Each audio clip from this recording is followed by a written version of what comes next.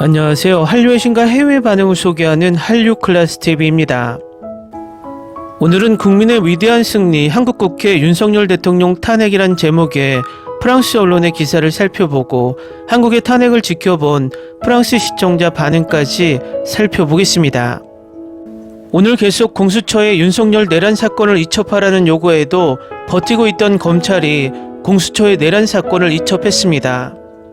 이 상황은 시사하는 바가 큽니다. 검찰도 윤석열을 버렸다는 것을 보여주는 상징적인 의미이고, 이제 윤석열을 지지하는 세력은 국민의힘 일부와 구구 유튜버와 정강훈 사이비 세력밖에 없다는 것입니다. 검찰이 어제 건진법사 전씨를 체포하고 명태균까지 확보하고 있으니 이제는 내란 사태가 아니어도 충분히 다른 이슈를 선점할 수 있다는 자신감으로도 보입니다. 검찰은 그동안 권력의 풍향계처럼 권력의 힘이 어디로 가는지 가장 먼저 알고 움직이는 조직이었습니다. 이제 공수처는 내란 사건에 총력을 다할 것 같고, 검찰은 다음 정권의 인정을 받기 위해 윤석열과 김건희의 공천 개입과 기타 사건을 빠르게 처리하며 윤석열과 그에 관련된 국회의원 사냥에 나설 것으로 보입니다. 앞으로 이 상황은 보는 재미가 쏠쏠할 것 같습니다. 각설하고 우리나라 탄핵 정국을 가장 심각하게 보면서 감정이입을 하고 있는 나라가 있는데, 그 나라는 바로 프랑스입니다. 프랑스의 정치도 우리나라만큼 혼란스럽습니다. 프랑스의 내년도 예산안 핵심인 사회보장 재정 법안을 둘러싸고 여야가 대립하고 있는 가운데 미셸 바르니에 총리가 예산안을 하원의 표결을 거치지 않고 통과시켰습니다. 이에 야당이 12월 2일 정부 불신임안을 발의했습니다. 정부를 붕괴시켜 내년도 예산안을 부결시키겠다는 전략으로 미국 정부로 치면 셧다운 상황이 올 것이라는 우려가 제기됐습니다. 프랑스 정부가 붕괴 직전에 몰리자 투자자들이 프랑스 주권과 채권을 매각하면서 프랑스의 차입 비용이 급등하고 있습니다. 문제는 프랑스 정부가 붕괴할 수 있고 엠마누엘 마크롱 대통령이 전국이 혼란스러운 상황을 돌파할 수 있을지에 의문이 크다는 점입니다. 프랑스 대통령은 국회를 해산하고 새로운 의원을 뽑는 선거를 실시할 권한이 있습니다. 의원들을 견제하고 의원들이 연이어 정부를 전복하는 것을 방지하기 위함입니다. 하지만 현재 마크롱 대통령은 해당 권한을 사용할 수 없습니다. 프랑스는 지난 7월 조기 총선을 실시했고, 헌법에 따라 총선이 치러진 다음 해에는 총선을 치를 수 없습니다. 즉 새로운 총선은 2025년 7월에야 실시할 수 있습니다. 이에 여당이 다수당이 아닌 상황에서 불신임안이 통과되고 프랑스가 올해 안에 예산안을 통과시킬 수 없을 것이라는 우려가 커지면서 금융시장이 흔들리고 있습니다. 프랑스 파리 외환시장에서 유로화 환율은 급락했고, 프랑스 국채에 대한 투자 심리도 위축돼 10년 만기 국채금리가 상승했습니다. 이미 프랑스는 정부 부채와 적자로 유럽에서 재정적으로 가장 어려운 나라 중 하나인데, 이에 바르니에 총리는 2025년 600억 유로를 절감하려는 목표 아래 내년도 예산안을 통과시키려고 했고, 프랑스 부채는 3조 2천억 유로 이상으로 국내 총생산의 112%를 넘어 일본의 260% 다음으로 부채가 많습니다.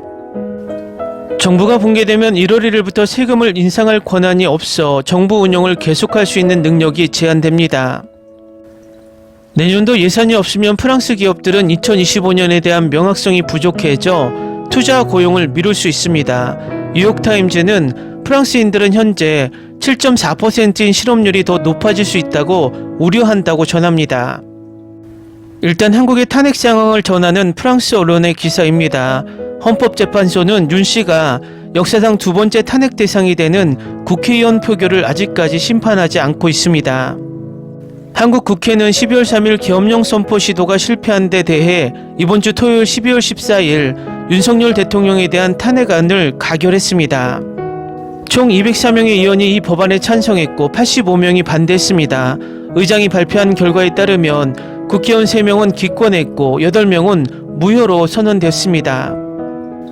현장에 있는 AFP 기자에 따르면 투표를 기다리는 동안 수백만 명의 시위대가 국회 밖에 모여 결과 발표에 기쁨이 폭발했다고 합니다. 수천 명의 대통령 지지자들도 서울 중심부에 모여 결과를 기다리며 태극기와 성조기를 흔들며 야당 지도자들의 체포를 요구했습니다. 또 다른 프랑스 언론에서는 12월 14일 토요일 윤석열 대통령은 12월 3일 계엄령 선포에 실패했다는 이유로 국회에서 탄핵안이 가결된 후 탄핵됐다고 전하며 헌법재판소가 탄핵소추 절차 일정을 논의하기 위해 월요일에 첫 회의를 열었다는 소식에 이후 프랑스 국회의원 장리크 멜랑숑은 소셜네트워크 X에 다음과 같이 말했습니다. 한국에서는 의회가 대통령을 내란 혐의로 탄핵하기로 투표했습니다.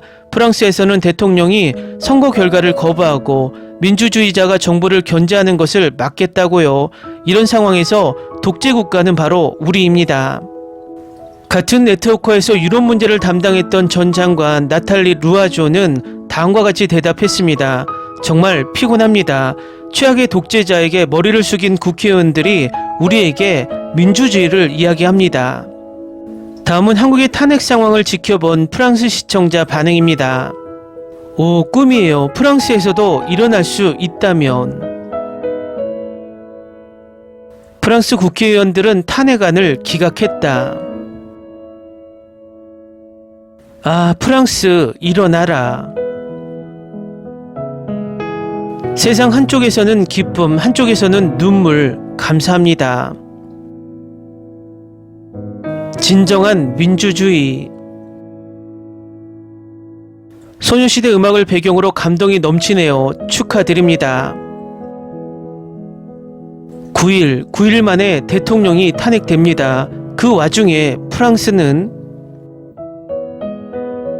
하지만 프랑스에서는 그대로였다. 아름다운 민주주의. 맞습니다. 그들은 어떻게 했나요? 저는 질투가 납니다. 영감을 얻으려면 프랑스 의회는 한국에 대표단을 보내야 합니다.